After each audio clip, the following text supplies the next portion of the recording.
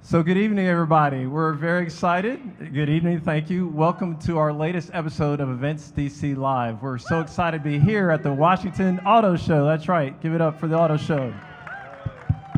So we're joined by two special VIP guests tonight. We have the CEO of Wanada, who runs this amazing auto show, John O'Donnell. Please give a big round of applause for John. And then we're also joined by the manager, the new manager of the Washington Nationals. We're glad he's finally on our team now. Please give it up for Dave Martinez as well. I'm also joined to my left by a man who's done so many things for the city. Alan Bubas has been not only a successful businessman and led many efforts in the city, but he's also a board member and chairs our Sports Entertainment Committee for Events DC. So please give a big round of applause for Alan Bubas as well. All right, so we're excited, Dave, that you're here. First question is, what are your impressions of Washington, D.C., and tell us all about what you think of our great city. Well, so far, I love it. I have eaten a lot, great restaurants, different variety of foods, and actually great fans. Everywhere I go, people want to talk about the Nationals, so I'm pretty excited about that. Go Nets. Dave, what differences in the city, first of all, have you seen between Chicago and Washington? And second of all, what do you, not only from the Cubs, which we all want, we're all here for the World Series, what do you see already that you think you'll bring to the Nationals from Chicago or even Tampa and your experiences there to bring to the Nationals and to the organization?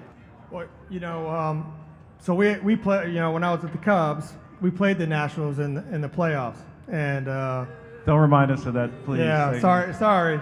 It'll be a lot different in 2018. All right, trust me. no doubt. That's right. But there's no doubt, that we're built to win. This team's built to win, and they haven't got to the big dance yet, but they've gotten there, and that's pretty impressive. I mean, they've been there, they get it. Our young guys are experienced now getting to the playoffs. So, my thing and my theory is moving forward is just staying in the moment, we'll get to the big picture when we get there, but to stay in today and be ready to play today and win the game at hand. And we're going to do that every day. These guys are going to be prepared every day. Great coaching staff. I got all new coaches except for one, Bobby Henley. As you guys know, the players love him, so I thought it'd be great just to keep him, and I actually love him now too. Tremendous guy, tremendous asset to our team. So the guys are all looking forward to spring training. We're very excited. Everybody's healthy, so it's going to be a fun year. Great, thank you, Dave. So we're here at the Washington Auto Show, so I'd be remiss in not asking John, really this show has been so great for the city. It's grown tremendously and been one of the hottest, auto shows now in the country. Tell us a little bit about what people can expect while they're here today and what we've done differently over the last couple of years. Great question, Greg. And I typically get, John, what's your favorite car? And I can tell you that I have 650 cars from 36 manufacturers on 3 floors. They're all my favorites. No doubt, no doubt. The cars are getting better and better. Everything that you see out here is a production car, with the exception of 6 of them that are concept cars. Driverless cars are coming. Elon Musk is saying they're here now, and that's very debatable, but I can tell you elements of them are here.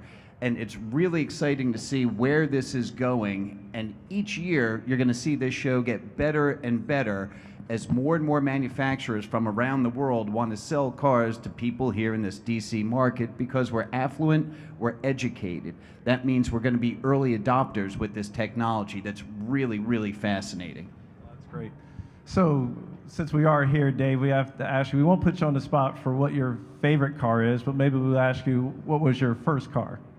Gosh, so my first car was a rebuilt 69 Mustang. Oh, GT, wow. yeah. You sound like a car guy. My dad used to love rebuilding cars. He was actually a drag race guy back in the 50s and 60s. So he gave me that car. Unfortunately, it only lasted about 3 months. I ran into something and messed up the car. All right, I will put you on the spot. If you got the keys to any car of these 650, and you can have it, which one are you driving out of here? And do you have any idea what you think Ryan, Steven, or Bryce may want? So I'm a big truck guy, but there's so many nice cars around here. I got to take a look before I make that answer. But I do know I'm partial to red. I'm starting to like red a lot. All right. See, he hasn't been in D.C. He hasn't been in D.C. that long, and he's already answering politically. He already has learned quickly.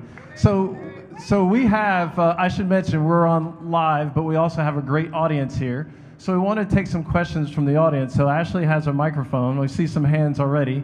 Who has a question for any of our esteemed guests here? All right, so my first question was, how much of your managing is going to be Joe Madden influenced? You know what? I've learned a lot from Joe. Believe it or not, the reason why Joe and I worked so good together is that we had different opinions on a lot of things. And at the end of the day, it's all about getting it right. So, I'm going to rely on Chip Hale, who's my bench coach, to be very opinionated. When I hired our coaches, the first thing I told them was, hey, don't tell me what I know. Tell me what I don't know and make us better. And that's something that Joe and I always preached about. So you're going to see some similarities, but you're going to see a lot of different and creative things. Absolutely. So, are we going to expect to see the pitcher hitting eighth? Hey, well, let's wait till March 2027 to see some of these things. All right. So, and they've signed Miguel Montero today. Was that you that had a lot of influence on that, working with him in Chicago, or? Yeah, we felt like we wanted to get another veteran catcher. We have a veteran pitching staff, so Miguel, like you said, I worked with him. He calls great games. He's very astute to all the analytics, and he's a great guy to have around. He really is. He's a funny guy, very high spirited and very competitive. Loves to win. So I think he's going to fit really well with us. All right. Thank you for the questions. We have another young lady here. Hi, you got to know us last year facing us in the NLDS. What do you think this team needs to do to get past that hump and hopefully bring a parade to town? So right now, I'd have to say, let's get to that hump first, and we'll get there. But being in the playoffs for so many years with Tampa and the Cubs, I really believe that the focus is to do the little things and remember why we got there. In big stages, big moments, guys team to speed. The game tends to speed up a little bit.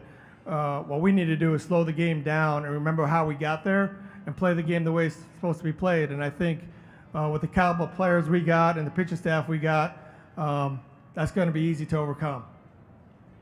Let me just, as you can tell from the fans and everybody in this town's already ready for October. Yeah. How do you temper expectations that everybody's assuming we're winning the division by 20 games, it's a weak division, we're ready for October? How do you temper and get everyone to concentrate on the season and not be looking, even fans and players, ahead to October? Well, like I said, and we preach this with the players from day one. Let's get to spring training. Pitchers and catchers are the 14th. They have their physicals. Hopefully everybody's healthy, and we start there. And for me, it's all about staying in the moment. And hopefully we'll be injury free, and we get to where we need to be. The biggest thing that people need to realize is that these guys are really good, and they deserve a lot of credit. I mean, they've been in the postseason now 3 out of the last 4 years, and that's not easy. That's really hard to do. So, for me, it's about getting back there and then worry about game 163 when we get there. That's great. We have another question from a gentleman in the audience. Very excited to see you here, Dave. Wish you would have come about 4 years ago when you interviewed the first time, but I'm glad you're here now. As a New York guy, were you a Yankee or a Mets? I think I can answer that. Dave and I were having a conversation. We're both from Brooklyn, and that's all Giants and Yankees. All right. Hey, I was a Thurman Munson fan. How's that? Well, we'll accept that.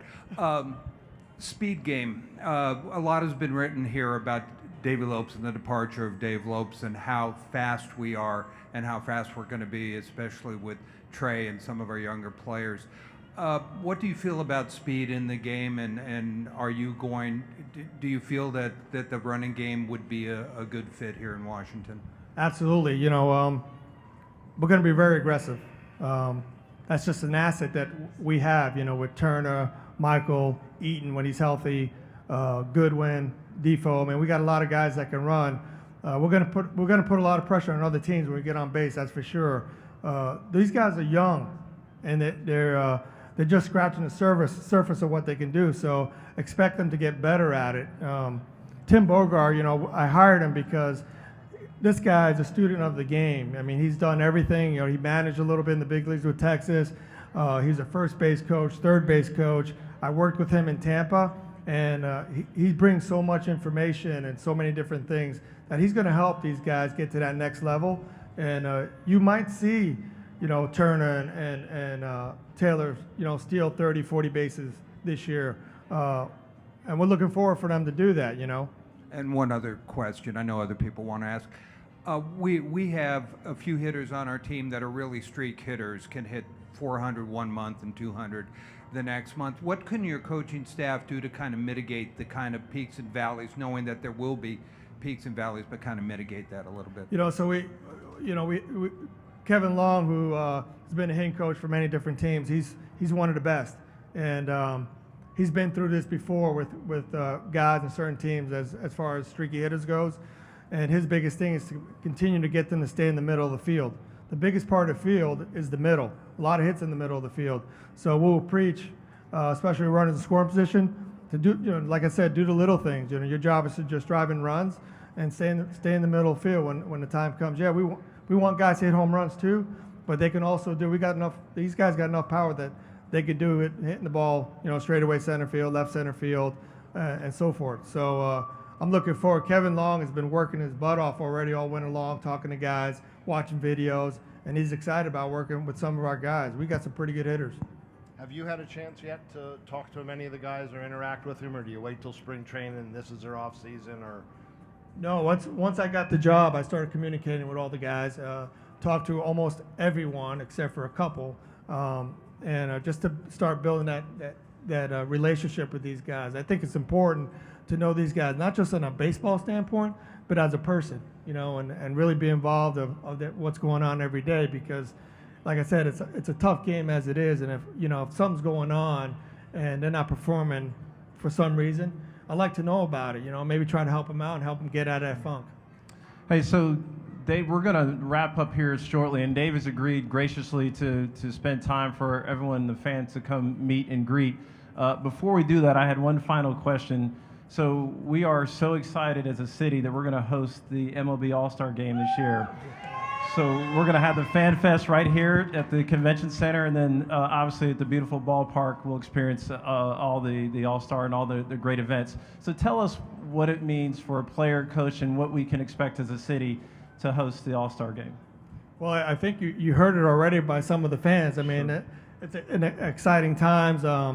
It's really what you see the best of the best out of baseball. You really do. I mean, and it's an unbelievable, unforgettable feeling for these cities. I know last year we were in Miami and we had a great time. I think this place is, you know, the event here, it'll blow that away. Great. You know, and I'm looking forward to being part of it and watching it. All right, well said. So we want to thank everybody. Please give a big round of applause for Dave Martinez.